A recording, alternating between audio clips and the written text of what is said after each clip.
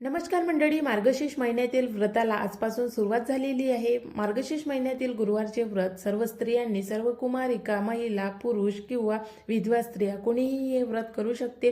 गर्भवती स्त्रिया सुद्धा हे व्रत करू शकते. गर्भवती स्त्रियांनी मार्गशीर्ष महिन्यातील व्रत कसं करावं, जर तुमची इच्छा असेल तर तुम्ही हे व्रत करू शकता, अन्यथा केलं नाही तरी चालेल. आपल्या इच्छेवर आहे की हे व्रत करायचं की नाही करायचं. तर त्यामुळे मार्गशीर्ष महिन्यातील गुरुवारचे व्रत, महालक्ष्मीचे व्रत गर्भवती स्त्रिया सुद्धा करू शकतात. गर्भवती स्त्रियांनी हे व्रत का करावं, कसं करावं आणि व्रताचे तुम्हाला कोणते फायदे होणार आहे, तसेच या व्रताचे महत्त्व काय आहे, तर याविषयीची मी तुम्हाला लॉंग व्हिडिओमधून संपूर्ण माहिती दिलेली आहे. जर तुम्ही अजूनपर्यंत बघितला नसेल तर नक्की जाऊन बघा. आणि गर्भवती स्त्रियांनी हे व्रत केल्यानंतर नियम कोणते पाळावे, कारण हे व्रत नियमाचे व्रत आहे. महालक्ष्मीचे व्रत म्हणजे शास्त्रोक्त पद्धतीने नियम पाळून करायचे आहे. तर त्यामुळे नियम कोणते आहे जाणून घ्या. संपूर्ण माहिती लॉंग व्हिडिओमधून या